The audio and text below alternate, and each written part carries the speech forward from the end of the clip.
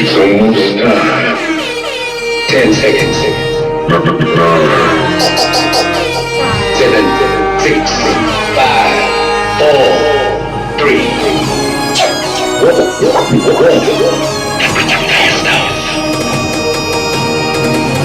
And we're back.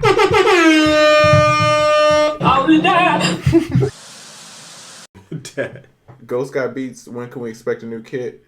31st Subculture's coming out. That's my 808 kit. Oracle, when's your kit's coming out? My kits will be out after yours. I got a estimated date of April 15th. Dope. So we out here. Yeah. The 1st and the 15th. Just like them food stamps, bruh. We out here. 15th, we're gonna feed you. The crazy thing is, I still don't know what I'm putting out. I'm working on like 4. Yeah, you got products. a lot of kids going on right now. Yeah, I'm working on a lot of stuff at one time. I can't wait to see. Y'all don't understand. I get the beta test, so I get to hear all the stuff, dog. Even the ones that don't make the cut, I get all of them. First, see, like see her on the show. First. Let's see. IDK Junior Music says, say I run a Facebook ad. Typically, one would redirect traffic to a landing page, website, or collect emails. If don't have a website, what's the best next place? Dog, I say get a website. Get a website. You can't beat that. There's really no substitute. I think even to tell you another place would be doing you a disservice because you might actually use that instead of getting a website. Because here's the thing. As you've seen, Twitter is probably falling off way more than what it's done before. Mm-hmm. Snapchat is falling off from where it was. Right. SoundCloud's falling off. So you want to have some stable kind of base of where you could direct people. Yeah, you need your own real estate on the internet. That is the thing. Because these social media sites, they're not here forever. And you can build up one thing and it's going to fall down. How are you going to tell the people where to find you next? How are you going to get an email list? You need a site. Yeah. Sound Oracle, what's good? I got some more heat with your kids about to drop soon. That's DJ Butter. Hey, appreciate you, Butter. Hey, post them, and I'll repost them. In case y'all don't know, I repost everyone's beats on Twitter. If you use my sounds, I repost your beats. There's some people that use my sounds every day, and I repost them every day. Every day. Yep. Favorite hardware sim?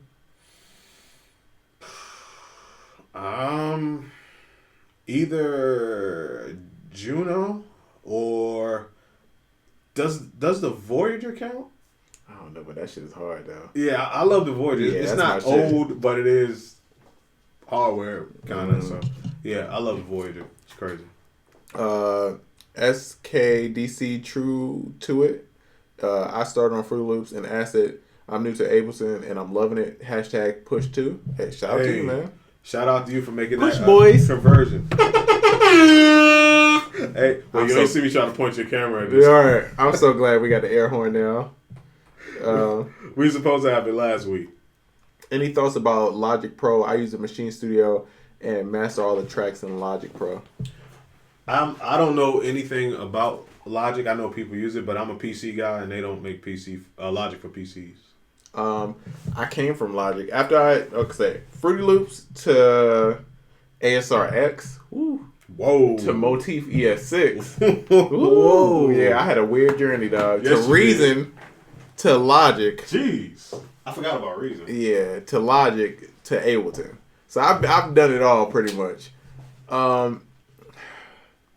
What I would say is Logic is dope, but I love certain things about Logic, like the capture record is dope to me. It's dope for R&B shit, but not really what I'm trying to do right now. It's not really my steez. So yeah, hey, but if it works for you, dog, I would test it out. I know a lot of people who make a lot of fucking hits on fucking Logic. Oh yeah, Logic is the shit. Bam, Keys, Brian, all the motherfuckers use them. That's right, Brian does use Logic. Yeah. Yeah, that's crazy. Battery 4 doesn't even have Portamento. I did not know that. Really? I ain't used battery since battery 3. Yeah. Last time I used battery was probably battery 3. No, I got battery 4, but by then I wasn't even using it. I just got it.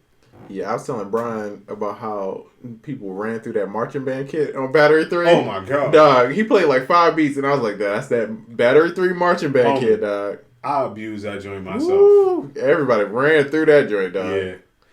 Polow. Polow man, killed it. Yep. The African 420 says, "Can we get a class?" Hey, Yeah. that's something. Hey, if y'all keep requesting it, that's something we'll put together. Yeah, we definitely spent a lot of time talking about that yesterday. So I think it'll be dope, man. We'll figure it out. Yeah. Hey, what would y'all want a class to be about? That's the key thing. Hey. Is it a branding thing? Is it a selling beats thing? Is it a production thing? Yeah. You let us know, and we'll try to figure that out. I use Ableton and Studio One 3 Pro. I love both equally. I can do things in Ableton I can't do in Studio One, and vice versa. There you go. There you go. Yeah, exactly. They all just tools. Mm-hmm. Two Swiss Army knives. One of them got a toothpick. One of them got a corkscrew. But they two great tools. It just depends. Are you a corkscrew guy or a toothpick guy? Are you a BMW guy, Mercedes guy, or a Honda guy? They all do the same shit. Pretty much. It's just how you get there. And some look better than others. Yeah, very true. Like Reason. Reason is like a Geo Metro. Yeah. To me. Reason, when I look at Reason, I see a whole bunch of... I remember like the Proteus and the JV 2080 when people had them racks. Exactly. But... How many mics in your collection? In my collection, 1, 2, 3. Yeah. None of them are really good. That's what I said. Mine, I got 2. I got a fucking, what's the round one? Snowball. The Snowball, and I got a fucking Audio Technica that was like $200. Yep. I got this joint, the Blue Yeti. I got that H1 field recorder, and I got another like regular XLR mic that I don't even remember what brand it is. And I cut all my demos on them cheap ass mics. Yeah. And they sound great. Exactly. Again, it goes back to knowing the application versus what you use. Else did one, I would go to that class. Tips for getting a loud mix. Mix low. To me, it seems weird and counterintuitive, but if the lower your mix is, the more room you have to make it louder. Very true. You know what I mean? If your shit is already at 0, it's going to distort as soon as you start putting shit on. Yeah. But if you got room, you could add a L2, you could add an ozone, you could add all this to make it louder. Facts. How much does your interface impact your vocal mix? Honestly, it depends on how you want your vocals to sound and what kind of preamps. The biggest thing about the interface is going to be the quality of the preamps. Mm-hmm. But the thing is, they don't have to be an absurd quality for you to get a good vocal cut. You know what I mean? Just decent preamps. Focusrite has very good preamps for an affordable price. Oh, have you guys considered releasing a short and long version of the podcast? Okay. Kind of. Okay. Well, I guess we'll talk about it. So this weekend, the first episode will be released. If you guys, please, if you're watching it and it's something that's of value to you, if you guys could put in the comments the timestamp. Because what we're going to do is we're going to take that timestamp of like, between 21 minutes and 23 minutes, we said some good shit. We're going to take that clip and we're going to put it on Instagram. So that way, it's just different ways of people getting this content. Because some people may not be able to listen to the whole hour or 2 hours of podcast. So this will help everybody get more information. Right. And we could use some official timestamp people to save my man Triz hours of editing. If there's anybody's please that want to offer their time to get a copy of the recording and then just timestamp all the gems, that would be awesome. And you get your own copy of the recording, like a personal thing. So please, because some of the stuff you guys understand, we stream for 6 hours. So out of 6 hours, I have to cut that down to an hour. And out of that hour, I'm at 2 hours for this first one.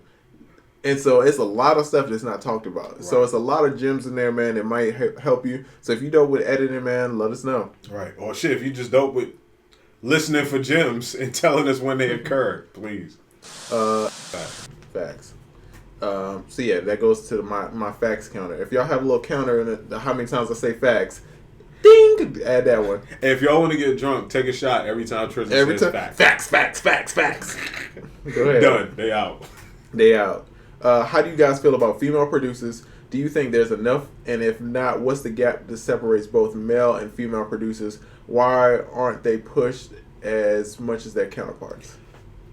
So first question is, how do you feel about female producers? I think female producers are awesome. I mean, first of all, I think they're producers. Right. But funny enough, I have this conversation a lot. I talk about this a lot with Stoney. Who everybody knows that's like my sis, and she's a female producer. I think there should be more. Yes, and it's a lot of dope. Wonder Girl, Umami, yep. Stoney, of course. Stoney. It's Angela.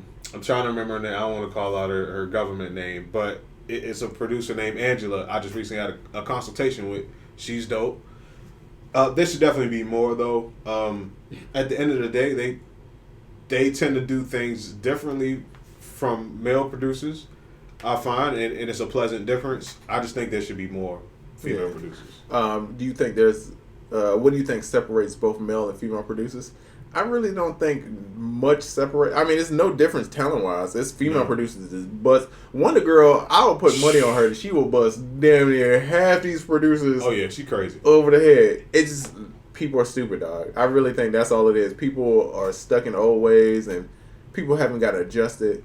I feel like female producers are producers right. At the end of the day. You know what I mean? Right. There's no difference. I would like to see more of them. I'm not even going to say I would like to see more of them. I would like to see more of them showcasing what they do more, because there are a ton of female producers out here, but they just a lot of them don't tend to show their stuff as much as Program Beats. I said your name right. I said it right. Program Beats. What would you consider the proper rules to even having a producer battle? Samples, original compositions, BPM? I just think it should be agreed upon between either sides. Anything goes. I would hate to put general rules on it before a battle happened, but you know, like how you saw, even though Just Blaze and Switch didn't battle like they were going to battle, but they were like 3 sounds or 4 sounds or kick, snare, you know, just both sides should find a compromise and then go at it. Facts. Take a drink, guys. I said facts. Hey, Patron, whoever's sipping on that Patron, you gotta take a shot. I said facts. Facts. Hope you ain't driving. How do you use the Touch and Ableton together? Drums on the Touch and sound design on Ableton? Nah, either on either. For those people that don't know how it works, all this stuff talks to each other. So I'll maybe do something on Ableton, and I might send it to the MP or sample it on the MP, and vice versa. So I just like to have a big connection of everything, because I look at it as I have one sound. Which one of these things can I do what I really want to do with that sound the best, and that's what I send the sound to. Oracle tips. Bam. 6/8 beats, are they the future? No, I think 4/4 is never going away. Yeah, 4/4 is just it's the standard, especially for non-music making people.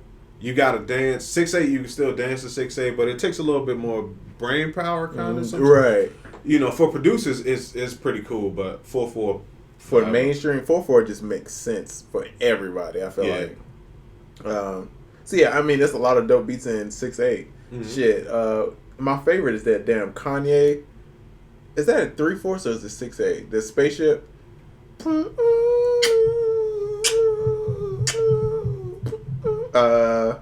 I think it's in 6/8, if I'm not mistaken. But yeah. When you guys layer drums, should you EQ them first or all at once? Layer them first and then work with them individually, then work with them together. But here's the thing I will throw on that. Why are you layering those drums? You should be layering because one kick has the low end bottom, so you need the top end. And then you EQ according to that to make those both fit. You know what I mean? Very true. Yeah, you got to cut out space in one for the other, and vice versa. Triz La Oracle, it was dope seeing Stoney at Ableton in that Ableton commercial. It yes. was. Yes. Stoney does a lot. She has a lot more coming up too, man. Just stay tuned. And I don't know if y'all seen is the Ableton commercial the 1 minute thing he's talking about? Is that what he's talking about? Yeah, just as one thing. Yo, that helped me a lot. Just her talking about how she adjusts loops and stuff. Dope. Dope fucking video. So go check out Stoney, man. Ableton.com. She on there, popping. Experiment is the best part in making music. That is true. Oh man, don't nothing make me feel better than that. It's not, it's not always about making a hit. Sometimes you gotta make hella weird shit that don't make sense to get to that one that makes perfect sense. Right, exactly. And music is a way, an experiment is a way to make you feel good. You learn something, and then when you hit that moment, you just, man, you feel good. Music is about more than making hits. It's about more than making banging beats. That shit is like therapy, to be honest with you. So a lot of people take it as it's a pressure thing, and I gotta make the dopest beat. Man, listen, give yourself some therapy, man. Just experiment and make yourself happy by doing something amazing that you didn't plan on doing. Thoughts on producers being DJs as well. I can speak a lot about that. Because I was a DJ first. I still am a DJ, and I produce. I think it's kind of a natural progression. I feel like everybody that's like a super dope producer has DJ'd at some point or is dabbled in it. Oracle, you DJ. I was more of a cut DJ. I could scratch, but I wasn't a blending DJ. But DJs, they have a better grasp on the crowd, what people will like, and all that stuff. And the key fundamentals that I know from DJing, I use that for making beats. As far as like making music for women, is what BPMs people like. So yeah, I think it's dope. I think it helps, and I think for a producer, it helps you because you're not limited to just selling beats. You can go out there and DJ your own music, which that's what I'm doing now. Is I'm trying to get into these clubs and play my own songs. Yeah, and you could be your own artist without having to say a damn thing. Facts. So you could be a producer and a DJ and an artist just by being a DJ. This is a good one. Pidel Faja. Pidel Faja. I feel like I just think of Austin Powers. Faja. Where do you get the lights you use to create the vibe in the studio? Amazon Shawty. I use the laser lights. Amazon. That's just like $10. Yep. I use a bunch of laser lights. I got like 3 of them. I just thought about this little the joint I have down here, that little ball that spins around. I don't even think that's plugged in. I haven't seen those lights in like 2 months. Yeah, that shit popping in a minute. It's been like 2 months. Thanks for reminding me of that. Men do, but I think they should. Any tips for mixing drums quickly, especially drums? Triz has a tip. Mix in mono. But hey, I will say mixing quickly and mixing great isn't always coincide. No. So take your time. Yeah. Quick tips though. Low cut anything that doesn't have lows in it. Low cut your snare. Low cut your hi hats. Just low cut. Very true. Almost everything but your kick and your bass. Because just because you don't hear it, don't mean it's not there. Yeah. I be looking at my EQ sometimes. Man, shit, like in the way low down end, in the 20. Yeah, you can't hear nothing, and you won't hear it at all. So yeah, it'll take up that space in your mix though. You'll be wondering what's up with your headroom. And to go back to people who said their mix was muddy, that will help with that. Yes. And people who said they're trying to get their mixes louder, that would definitely will help with that because your speakers aren't pushing as much. Yep. So hey, shout out to Sound Oracle for the gym. Hey. Can you give advice on creating your own sound kits? No quick advice. No, experiment. Yeah. Experiment, build a library. But it's no quick answer to that. Don't think it's going to happen easily. No, I'm around the guy. I'm around the one of the top guys in sound design. And it still took me how long have I been trying to do sound design? I'm on my 2nd year now, maybe, of trying. And I'm just starting to understand it and grasp it very well, I feel like, to where I'm comfortable. But see, that's because he's doing it the right way. Some people think because they're a producer, they can just come out with a kit. Like, you're going to come out with a trash kit. Different arts, man. Completely. Mixing is a different art from producing. Producing is a different art from sound design. Totally. They're all different arts, and they all take a different kind of finesse. Totally. That's a timestamp gem right there. Hey, yeah, please. Somebody timestamp. To do that, I set a timer on my phone for 5 minutes. And I can't spend more than 5 minutes EQing or compressing whatever I'm doing. Do you feel like the market is oversaturated with the same sound and production? Yes. Hell yeah. Yes. Hell yeah. Very much so. It's easier to trace than to find out if you're a real artist or not. If you want me not to respect you as a producer, put that 808 Mafia siren on your shit. Jeez. I will already be judging you. As soon as I hear that, I'll be like, oh. Bitch, do it look like I care? No. I don't care. Every time I hear that 808 Mafia, I don't care no more. It's like 5 sounds I fucking hate. I'm not going to. Hey, there we go. Yep. Just started watching this now. Love the content so far. Earlier, I saw. Sorry, I accidentally hit the chat for myself. I saw it was said that you start the mix at -10 to -15 dB with drums. Where do you go from there, volume wise, with other instruments? It's not really a set volume from there. But what for me, I mix my kick, then I mix 808 and probably snare, right? Mm. And then from the snare, I know that I want my instruments to be kind of near the snare, right, but not over the snare. Exactly. Yeah, so if that makes sense. That's a good starting point for like, okay, just say, yeah, you got the kick at -10 or wherever. I turn my speakers up so the kick is hitting like I want it to hit. Mm-hmm. And then I'll just mix everything else in reference to that kick. But I need an anchor point to know where I am level-wise. And then I just mix everything else around that because 9 times out of 10, nothing or most things aren't going to be louder than the kick as a single instrument. All right, pause due to poor connection. Oh, we back. Okay. Okay. Damn. They tried to end our career. Yeah, they trying to take us out the paint. But yeah, mixing priority. Yeah. There you go. You'll be good. Yep. Mix everything in reference to the kick or whatever the first thing is you use. And use reference mixes, guys. Come on, man. Please use references. Yes. Use songs as art that you know, that you love, and just reference them back and forth. Know how they play on your speakers, and then play your shit on the speakers. And if your shit ain't hitting like it is the other stuff, cool. See what it is about that mix that's different than yours. Right. Use that. And you're good. And when you start with your first sound that you mix around, we both start with the kick. But don't start with something that's a fairly low volume instrument because you're going to turn things up over top of that. I try to start with the loudest thing because I know everything is going to come in under that. And then cumulatively, I'm not going to exceed where I want to go. Very true. I wish Polow would do another Jim Crow album. Crow's Nest is the classic. Holla the player! Man, listen. Woo! What y'all know about Jim Crow? Beast. He's still a beast, too.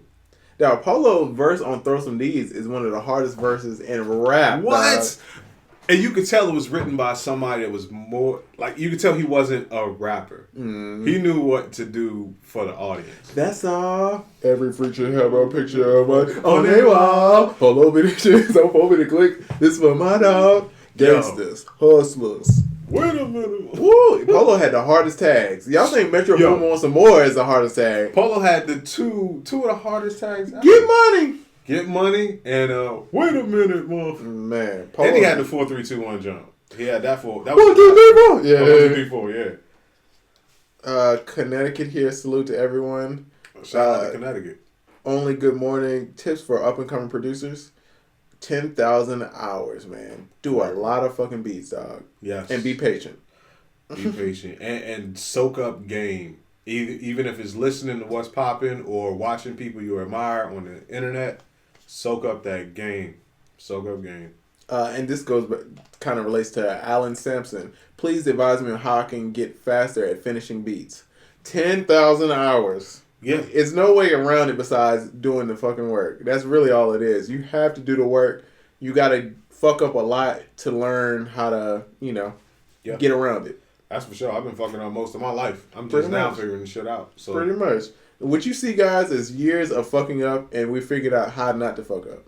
Yes, exactly. That's really what you're saying. You're saying we're out the fuck up phase, but it's been years of fuck up before that. Yes, a lot. Ross is probably the toughest album out right now. I gotta listen to that. I believe it. I gotta listen to it on the way back. I'm gonna listen to that shit. There aren't too many people that I look forward to coming out, or they came out with something. I'm like, yo, I gotta hear that shit. Ross, like I say, Ross and Drake, good for me. Ross is great at picking beats too. What? Nah, he's one of the best at picking the beats for the song. He know what to pick, and they don't be corny. Like a lot of niggas pick corny beats. His beats be tough. And they don't all be trap. They don't all be whatever. He still got the sample producers popping. Ross is awesome with picking beats. Shout out to Ross, because Ross came a long way from writing them hooks. And that song with Trina with the Kobe Bryant jersey. Told y'all, get down, y'all. You remember that song? Wow, I know he got something to do. Yeah, that's him. That's him in the video, dog. That's Rick Ross. That's the same. Dog, I remember I was working at DTP, dog, and Rick Ross pulled up in a red Dodge Magnum on 22s, dog. And he was talking about how he's going to be the biggest rapper. He's going to be one of the biggest rappers. And I remember that. He talked about it with such passion. I'm like, damn, this motherfucker. That's the Kanye thing. Yeah, he gonna do it. And look at him. He one of the biggest fucking rappers. And my man been through ups and downs. But that's the thing. When you in the game and you can have shit happen, there's beefs and legal trouble and all that. Like a G. My man just handled the whole shit like a G. He's focused on the end result. That's the type of shit I was talking about earlier. Like, I'm focused on what the goal is. Right. And he didn't get distracted. Which is older than A-Dad. I appreciate y'all for taking the time to keep it 100 with us. As you already know, it's hard to find real people in this industry. That's why we do it, man. Exactly. It's a void to fill. We are naturally both of us are naturally like this every day. And also we realize that a lot of people don't do this. They don't talk to people. They don't share secrets. None of that stuff. So that's the thing. When you start a business, you want to fill a void and make it something that you do already naturally. Crown Wizard, yes, the Neptunes did use your heart. Flames, dog. Fire. Mm-hmm. Beef is a marketing tool. It creates hype and publicity. Yes, especially now. That shit is whack. That Remy Ma, Nicki Minaj shit is whack to me. Yeah, anything that's new, especially now, like back in the day, some shit would happen and it would go on for a while because it was the only thing happening. Now, like, think about the Nicki Minaj and Remy Ma thing. That shit was like a smooth week and change, and then people like, oh yeah, I forgot that happened already. All right. It's terrible. We met Pharrell downtown Chicago at Borders. That's what made me get started. Hey, shout out to you, man. Shout out to Pharrell for putting everybody on, man. Right. Pharrell done birthed a lot of people, dog. Passing out 2 words of information to every kid and get them started. Dog. You gotta understand, that motherfucker made the grinding beat. I knew where I was at when I heard grinding, dog. I remember that shit like, everybody remembers. What the fuck? That shit was amazing, man. And he used them drums on like 5 songs. Dog, them Triton drums. Yep. Right in that all in the same kit. And that's when it was hard to get shit. Like, you couldn't get no Triton drums unless you spent $2,000 and got that damn Triton. Yeah, it wasn't even like, oh, my man got a Triton, let me sample them. Yeah. I used to do that, though. I used to go to my man's crib and sample shit off the Triton. I still use a Triton hi-hat to this day. Them hi-hats. And then, like, certain stuff you can't replace. Like, the Motif Rhodes. Them Motif Rhodes is crazy. Classic, dog. You can't get no better. I ain't gonna lie. I used to lug an MPC or whatever I was using over to somebody's crib and hook up and physically sample the fuck of it. Sample everything. Wasn't no email and shit. And them drums was everything. SKDC, true to it. Sound Oracle, how did you feel the first time you met Timbaland and the reaction he gave to your beats? I was super excited. I wasn't nervous. I met him through Polow. Honestly, it was just like I already knew him. And at first, when I first got with him, I didn't play him any beats. I let him hear sounds that Polow was using at the time from using my service. And that's what made him want to use my services. And it wasn't until like a year later that I even played a beat for Tim. Because I wanted to make sure that I was good with him. So I'm like, what do you need? I'm going to focus 100% on the fact that you want me as a sound designer. I'm not going to be like, yo, I make beats. But a year later, he asked me if I made beats. And then that's when he heard my beats. And his reaction was fucking great. So what you're saying is you did your 10,000 hours, you added value. Exactly. And that's how you got where you're at. Exactly. I just added value to him. It wasn't about what I could get out of it. It was about adding value to him. Just like, and it's from social proof because I showed him. Is that me? Yeah, no call ID. No, hell no. So hold on. Why is it not connected back? Okay, sorry guys. Had a phone call. We're back. Yeah. So yeah, Yeah, and it was social proof because when he was like, "Oh, what kind of, what do you do?" He kind of came in, and I showed him that Polow was working on a hit single right now from just having utilized me as a sound designer for only 3 months, and he was getting all these placements. So that was social proof. Then I added value after doing my 10,000 hours, and either got somebody or waiting for somebody. Are there any alternatives to sausage fattener? Probably, but God, what is it? I feel like it is, but I haven't tried it yet. Is it called infected mushroom? Is that? I feel like that is a very close to sausage. I haven't tried it yet, so don't take my all the way, but look into it. I don't know. I don't know why you would look for an alternative unless you just tired of sausage fattener and you want to try something different. But sausage fattener is awesome. The record I did, the Mario and Nicki Minaj record, sausage fattener on that kick. There's no 808 and no bass in that song. It's just all the kick, and that's thanks to sausage fattener. Every time I get in my car, that song comes on, and that's annoying as hell. But yeah.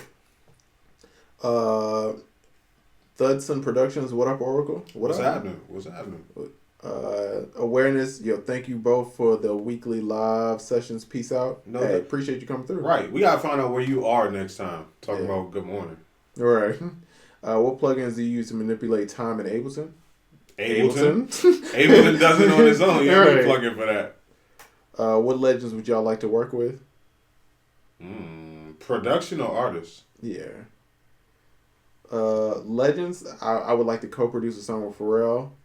Kanye's is dope. I would love to work with that. MIA. I want to do a Britney Spears record. I want to do records that is not really like what you think I should be doing. You know what I mean? There you go. I want to do a Britney Spears record. I want to do a pop. I want to do like a mainstream pop record. That's what I really want to fuck with. Yeah. Production wise, I work with Tim, which is awesome. That was really like the number one person on my list. I was good after that. Definitely Kanye. Artist wise, Drake, Ross. But much like you, I want to do something different. I want to do like alternative music, like that trippy, just alternative shit, like like old school Portishead used to be, exactly, and Stereo and shit like that. Like I want to do shit like that. Mantra says there's no AAX version of sausage fattener. That's why I don't use Pro Tools. And I stay away from it because AAX is wiggity whack. That's them woes, man. The Pro Tools woes. That's them trying to get people off of bootleg programs, which ain't gonna happen unless they figure out some other shit. But that way, it ain't gonna work. Yeah, it's not going to. I enjoy doing beat battles. It brought a lot of attention my way. Nothing's wrong with them. No. It just, the beats you make for beat battles aren't the ones people are going to write to 9 times out of 10. Right. Just because it's a different style. Yeah, my point was don't gauge your career or how you would fare as a producer in a career based on how you do in a beat battle. Because two totally different worlds. Does Timbaland understand music theory? How important is music theory in production? Tim is a genius. Music theory is very important. Yeah. You don't have to be the world's best keyboard player, but you at least need to know what's in key, how to make chords, and build upon that. Yeah. The thing is, sometimes when you have natural ability, you just know what things should sound like. What sounds right and what sounds wrong. You do the right thing, but you might not be able to explain what you're doing. You're like, I don't know that that's the flat of the blah, blah, blah. I just know that it should sound like this. People in the chat are fighting over Tinashe, who's their wife. Tinashe is fine as hell. I will not deny y'all on that. She is bad as a motherfucker. I say y'all fight about it. Hey, fight to Instagram live it. Neighbors. Right. So that's probably a recommendation. That's probably some good headphones. I'll look the headphones up a slap. Have you ever heard music by Timbaland's artist Tink? Who is Timbaland and who's Tink? What is a Timbaland? Is that a boot? Yeah, I'm gonna assume you're new here. Yeah. If you've been trying to get into using Ableton, I've been trying to get into using Ableton, but just can't get with the GUI. Plus, I haven't found a good tutorial on it. Where are you looking? Wait, hold on. Because there's a billion tutorials. Everything about your statement was right. I put my motherfucking cup down. Listen. The GUI, listen, are you trying to date it or are you trying to make good music? A woman, you worry about what she look like. This is your dog. It is fully functional. Damn what it look like, man. What does it do? And secondly, you can't find a good tutorial. Man, if you don't... If you don't get on YouTube right now and look up just type in Ableton how to. You will be greeted with thousands of videos of just the best knowledge ever. I honestly feel like you have not tried. And if you really want to get a comparison, go open up Reason, look at that interface, and then look at Ableton. Then you're going to appreciate Ableton so much more because Reason looks like somebody kicked it in the face. You don't like the way Ableton looks, but once you understand what it does, you really will appreciate the way it looks. And also, Ableton isn't super graphics rich, so it helps you save on CPU. Processing. Yeah. Tim made a crazy beat with Busta in that same video too. I wonder what happened to that. It was the clap on song, come on. Remember that video is like MTV and he plays the samples. And now is that the one where Busta was like... And I feel like those are your samples because I feel like that's the way you load the samples. Is that the one... It's like a clap that... Yeah, because I knew it was yours because the way the samples was loaded. The way they was on there. The way the samples was sequenced, I was like, that's a black sample, dog. I know that shit, dog. Know it. Clap on, come on. Yep. Dog, come on, man. I know this shit, dog. Yeah, I lay them things out. Yeah, because Oracle has a way that he loads his samples. Because when I first started dealing with him, I had got some contact samples from you, dog. And you loaded them a certain way, and I was like, yo, why does he load this shit this way? And I studied that shit for like a week, dog, of just trying to figure out why you did it that way. And then it made sense. Mm-hmm. So yeah, when every time I see that Tim video, I'm like, oh, that's black. Yep. That's Oracle. I know it. Off the dome, how many kits have you made? A lot. I don't know. Yeah. I don't know. Thousands, probably. Ooh, somebody said bear share. Ooh. Whoa. Took me back. Damn. Took me back. Damn, bear share. Blast from the past on that ass. Yo, Triz, I just saw the clip with you and Brian Michael Cox remaking Crisscross Jump. Hey, man, that was a great time. I got to see the clip. I didn't know it I saved it. Oh, yeah, I need that. It's on your page? It was on my Instagram Live. Oh, yeah, I got it. Yeah. It was dope, man. We were at Social Def Southside Studio.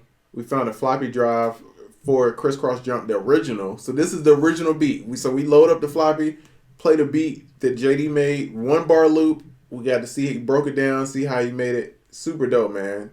And he had a Dougie Fresh sample in that joint. Crazy. The Dougie Fresh beatbox. Yeah. Dog, crazy. I'm a hip hop fan. Crisscross is the shit, dog. So that just made my day. Thank you all for being a part of this building process. You all are literally watching us build this. We were on the first show talking about what the show was going to be right. about. So, yeah. Go Season is my production name. Rebranding a separation. Why? Nah, man. Yeah. You don't see, McDonald's doing the burgers and then they got a pizza name. Yeah, McRonald's for the McFlurries and stuff. Nah, bro, you gotta keep it cohesive, my brother. Brand consistency, and trust me, rebranding can get tricky. Take it from somebody who was Anomaly and is now Sound Oracle, and life happened to do that to me. I didn't do that myself, but yeah, you be consistent across all platforms, please, please, please. Good Morning says they need a better button to screenshot. Hey, appreciate it, man. Thank you for sticking up for me, man. Yeah, you do. I recently did a Jodeci Cry For You remix using your drums. Keep them coming, man. Hey, send me that. I'm a huge Jodeci fan. Huge Jodeci fan out this joint. So that's the mandatory. Shout out to the mandatory. Yeah, definitely shout out to you, man. Super Jodeci fan. I feel like I skipped somebody's question. Ilman Ranch said producers use websites to lease track or go trying to get it. Depending on what you want to do, it's up to you. It's not a set thing. Yeah, who do you want to be? Yeah, it's up to your goals. Some people are talented enough to do both. We pointed out an exception, like Paul Cabin. He can do both. It's a tricky thing to do, but just decide on what your brand is, what you want your end goal to be, and then work backwards. See how the show says, but Coke has mad sodas. Yeah, but it's still the Coca-Cola brand. Yeah. All of those are subsidiaries under Coca-Cola. Yeah, that's like you coming out with different albums, but you're still CR the Show. It's an album by CR the Show. Yeah, but you being the producer, Coca-Cola is not like they're saying they got different sodas, yes, but it's different. The soda is the flavor. You know what I mean? Producing it and being a singer is kind of hand in hand. It's kind of just, they go with each other. Yeah. So you trying to brand yourself as one on one and then one on the other, it's kind of confusing. And outside of all of that, I just think CR the Show is more memorable. That's what we know you as. Yeah, it's more memorable than Go Season. Yeah. Go Season's not a bad name, but I would remember CR the Show. It's more like a name than a nickname. If that makes any sense. Skinny Atlas, what do you write on the whiteboard? Recommendations, my schedule. Usually it's a to-do list. I have a bigger to-do list, and then that's usually the immediate to-do list. But the bigger to-do list is in Evernote or Trello. Coke has different flavors, but here's the thing, man. You guys are trying to be producers, artists, whatever. You kind of want some brand consistency. You want your Instagram to be the same as your name. You want your name to be... My shit is Triz across the board. Yeah. On everything. Yeah, outside of foods, because we aren't sodas. We're people. And when it comes to people and branding, you really want to be the same thing everywhere. Mm-hmm. That's a lesson that any marketing person, that's one of the first things that they'll teach you and the first things that they'll tell you. Brand recognition. Be consistent on every platform. I was mad as hell I couldn't be Sound Oracle on Snapchat. Fortunately, I don't use Snapchat anymore. But yeah, Sound Oracle on everything. Everything. Keep the brand together. I brought this topic to Ilman on his live feed, and he went on about 20-minute rant about it. Facts. Yeah. It's very, very important. You should be the same everywhere. You don't see Pepsi making another company saying that they're Slepsy. You know what I mean? It's not... Hey, you keep it all funky. Everything's under that umbrella. You can do other stuff, and you don't have to name it the same shit, but you need that one umbrella that you put everything through. Yeah. Is there a piece of equipment in your studio that you never use? Yeah, because it's probably broke. But, nah. It's probably in a closet somewhere. But no, I use everything. Everything that you see here. What does everyone think of ASMR? Don't know what that is. I don't know either. Take all my money. Any suggestions on another secret good pack? This is from Good Morning.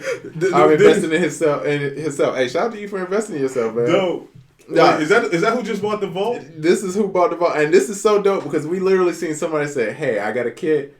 What's a suggestion for another one? Oh, bet I'm going to check this kit out. Bet I bought this kit. Bet this kit is fucking fire. What's another one? Ben Trappin is on there. If you like Solive patches, if you into those, Ben Trappin is on there.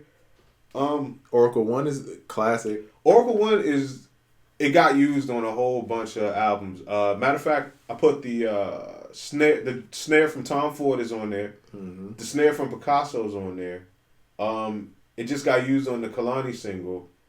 The whole pack and the loops, and like a song with Future and Tink. I think those drums came from there. So yeah, one is a classic. If you want all music loops, you can go with the loops.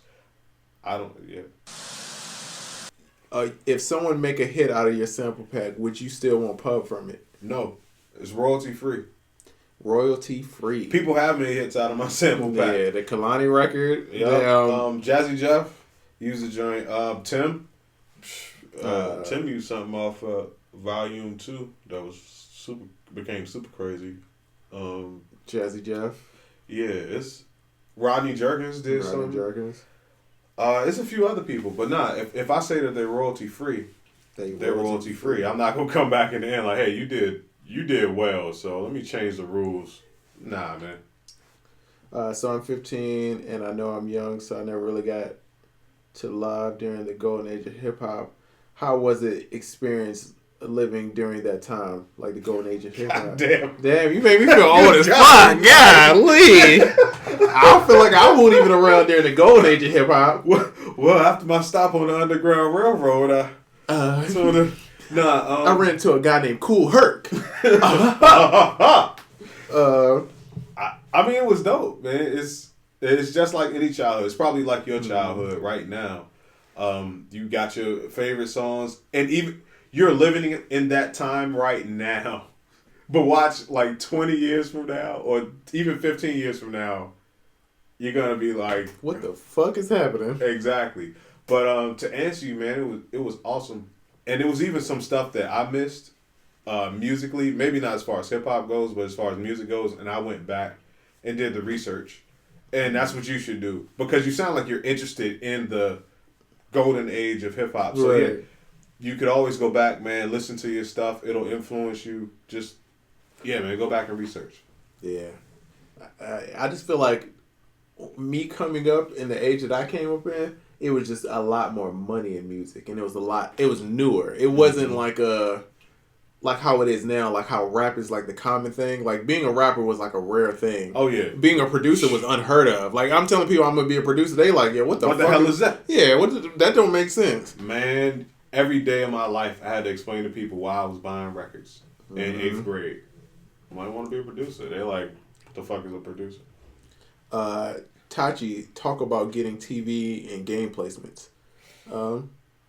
You make music and you submit it to people and they pick it for games or TV. Find licensing agencies. Yeah. Find smaller ones. Is better. You'll get better attention as a producer. But find licensing agencies. Find a smaller one. Try to get with somebody that you can talk to, that you can establish a one-on-one relationship with, and that's how you start. Yeah, man. But that's the way to go. Don't think you got to lease beats and that's the only way to make money. No, you can TV, film. So many ways to make money. So many ways. Everything needs music. Restaurants need music. Everybody needs music. What do you think about Digital Performer or 8 Doll? I would just say if I had to pick a doll, Digital Performer is probably at the very bottom of dolls. I'm taking Reason over Digital Performer for me personally. And y'all know how much I hate Reason. Jesus. One of the people that used to make beats for me when I rapped, so I was probably like 12. To this day, he uses Digital Performer. And he's a beast on it. I don't doubt that its capabilities, but that shit don't even come up in my conversations. How do you get paid when it comes to making sounds for big producers? You work it out with the producer. Mm-hmm. Yeah, it just all depends, man. Yeah, that's a personal one-on-one thing. That's like if you want to sell somebody something, how do you get paid from that? You tell them your price and y'all work it out and they agree and then you make the exchange. Do you think working with an unknown artist that you have faith in is a good business move? Yes. Yeah, for sure. It's much better move than selling beats to people you have no faith in. Right. That's called selling your soul, some people would say. You'll never want to establish that relationship if you only sell beats to mad people and lease beats. You miss the whole establishing a relationship and growing something from nothing part of the whole deal. You know what I mean? So even if you lease mad beats to people, you should do both. 5 producers of all time, both can answer. Well, I know for you, Pharrell. Well, okay, I'll say the Neptunes because Chad is in there. You gotta throw Chad in there. You can't exclude Chad. Neptunes, number 1. Timbaland, number 2. Oh fuck! After that it gets difficult. Yeah. Q-Tip, number 3. Yep. Fuck, that's hard. Just Blaze. Damn. And Not. Damn. See, it already happened. I didn't even start answering. Here's the thing. You have 5, and then somebody says a name, and you're like, yeah, them too. I can agree. Tim, Neptunes, Q-Tip. Always for me. Now, after that, it's going to be P-Rock, Primo. I forgot about Blaze. You said just Blaze. I'm like, damn, I got to knock somebody out to put Blaze in there. And then you said Knots. I'm like, ooh, Knots deserve to be in there somewhere. Yeah, now I'm thinking I should probably put Max Martin in place of Knots. Yeah, and and then you go into other genres, and then you start going into different time periods. And Q-Tip, Tim, and Neptunes, though. 808 Chapo, my first beat was the Baltimore Club beat. Hey, man. Hey. You're real.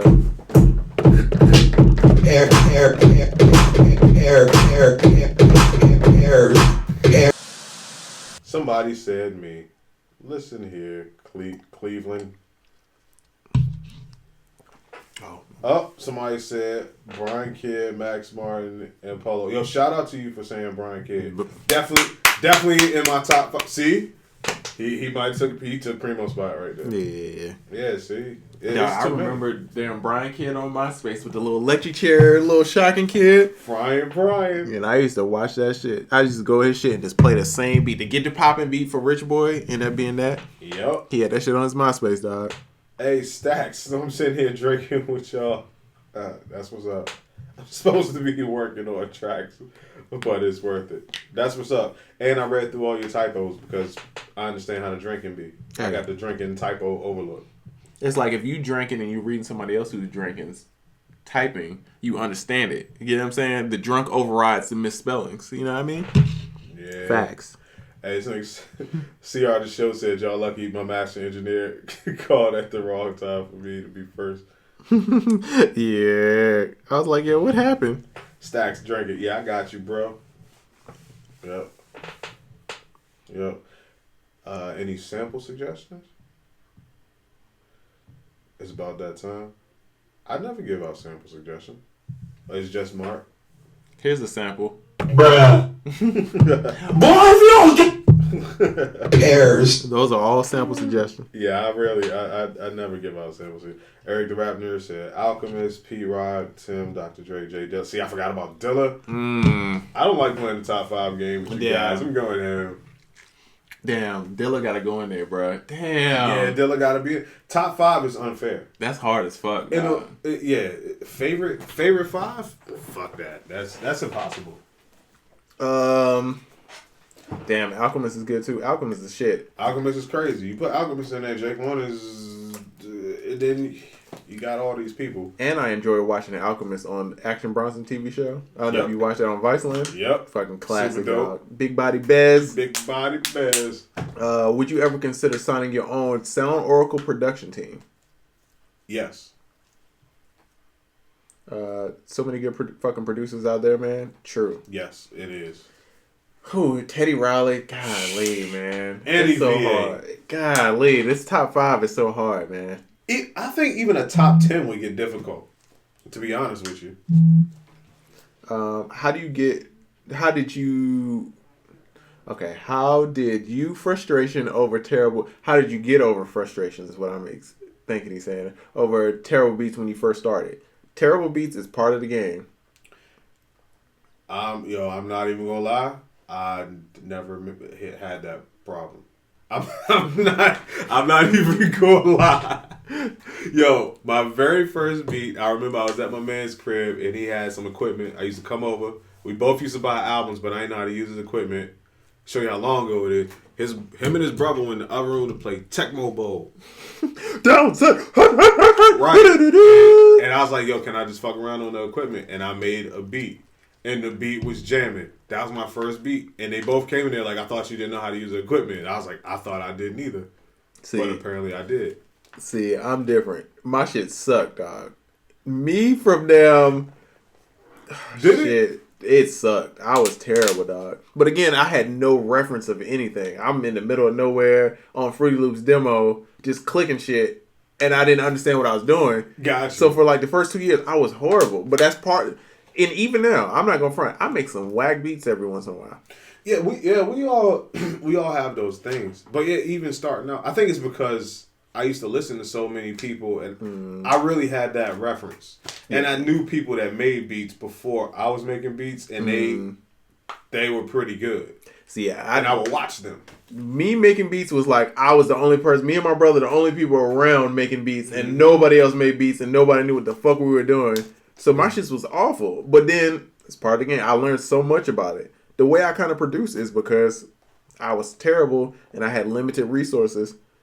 So it made me be creative and figure out how to manipulate samples and shit. And now, limited resources, it's hard to get somebody to start from that point nowadays because it's hard to have limited resources. Hell, you can get on the internet and get a bunch of free stuff that's going to be dope. But yeah, back in the day, starting with limited resources and very little programs and outboard gear, that's what builds character.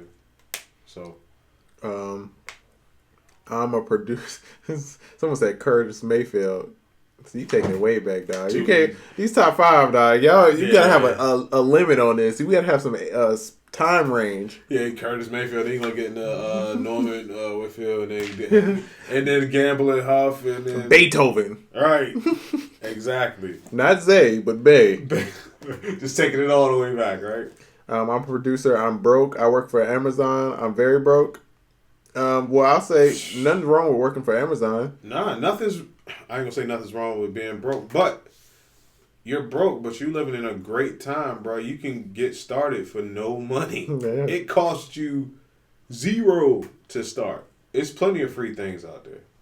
Hey, be grateful, dog. There's a lot of people that would love that Amazon job. Homie, I was broke when I wanted to start making beats, and I have no money to, and you had to buy stuff. It wasn't no computer shit jumping like that.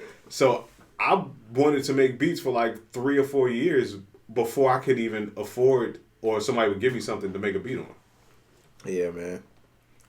Being in the music industry means you're going to be broke at some point. I don't know if they tell you this. If you're any kind of artist, being broke is in the requirements. Yeah. You know how, like, with a job, you be like, yo, we need 4 years of experience? That's your experience. If you want to be in the music industry, you got to have 4 years of being broke at some point. Yeah. If not more than that. I more than doubled that. Boy. I've been broke most of my life. So. You are seeing us on the edge of the out the broke phase. You're seeing us on the come up phase. Exactly. But it's been some broke days there. Don't get it twisted. Homie, broke. I mean, no, I've been personally nowhere to live broke. Like, all the way flat broke. So, I understand. But, yeah, you just come up out of that shit. Keep grinding, man. Yeah. Put your head down and do that work. Exactly. Still Scott Storch. Whoa. Storch is not in my top 5, but he's the icon. And I got to work with him. He might be one of my top 5 modern keyboardists or musicians. Scott Storch, I will say, keyboard players, I don't think is nobody better than Scott Storch. And you spent some time at his crib. Yeah, I went to his crib.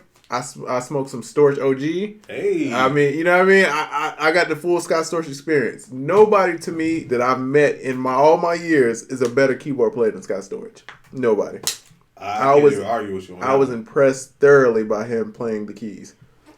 Oracle, I noticed you're an introvert. Yes. Why is that? And do you feel that success is contagious? If so, is failure contagious? I'm an introvert. I've always been an introvert. Ever since I was a kid. Like, I've just always been that way. Is success contagious? Yes. Mm-hmm. Is failure contagious? Yes.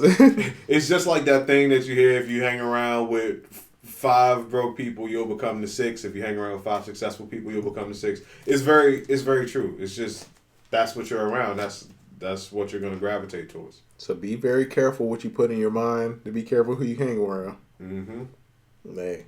But yeah. I'm almost 100% sure that if I was on some bullshit, Oracle would not be around me. And vice versa. If Oracle was on some bullshit, Triz would be like, I'd be like, I'm cool. I'm good on that. Very true. But the most time, what we talk about is all business, positive, building. How to build. Building. Shit, we barely be able to celebrate the moment because we talking about the win for tomorrow. Right. We are, man, if y'all don't know, we already a month ahead of what's going on right now. Right. We already talk about shit that's going on a month from now. Yeah. Planning this bitch out.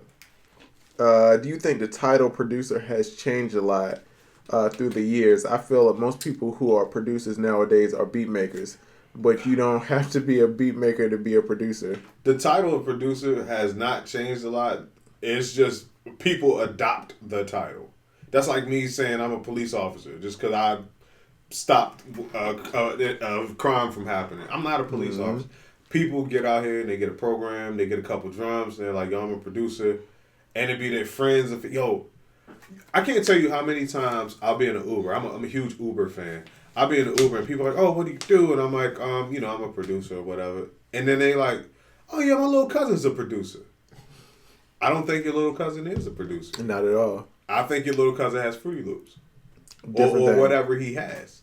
But, so what it is and who can be called that has not changed, but the amount of people that call themselves that or other people call them that has changed. Okay, following up to that, when do you think that you can call yourself a music producer versus calling yourself a beat maker? When you see all the things that a producer does in a description and you're like, yeah, I do all of those things.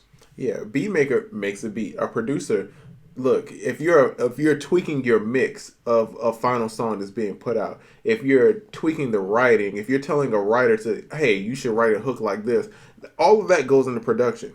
Yeah. When I make a song, I'm literally writing on the song. I'm helping with the mix. I'm doing all of it. Right. You know what I mean? I see. That's what a producer's for. You oversee everything. Yeah. And you can be a producer. You don't have to make a damn beat ever in your life. You don't have to touch any equipment. You can still be a producer. Shit, I know 2 producers who don't really make beats. Yes. And it's popping. Right. Yeah. That's the thing. To be a beat maker, yeah, you have to actually physically know equipment and make beats. To be a producer, you don't have to touch a single instrument or anything, but you get that job done. It's more complicated than being a beat maker, that's for sure. You have to allow yourself to create trash, to keep it going, to create a flow going. Create for the trash can. Don't be afraid to throw shit away. Don't be afraid. That's how you got to be. Because if you're so worried about making a hit, you will get fucked up mentally. Trust me. Trust me. Been there. People think this music, again, making beats for fun is a different thing than making beats for a job. Yes. When you got to make beats all day for 8 hours a day, every day, 6 days a week, it stops being as fun. So you got to figure out how to balance between the two. How to still love it, but still stay creative. Super true. See, after you put out the 10,000 hours, whack beats become few and far between. Facts. Yeah, that's true. I mean, it's less, but it's still there. Yeah. But that's kind of when you get into the territory of your bar for what is whack has gone up. Like the beat that you're calling whack today would have been miles above the best beat you ever made back in the day. So and now I think my taste for stuff is different. Because like stuff that people might think is great, I think is terrible. So I'm super hard on myself because I'm trying to push it. I'm trying to motherfucking make some incredible different shit. Yeah, nothing's ever good enough. Yeah.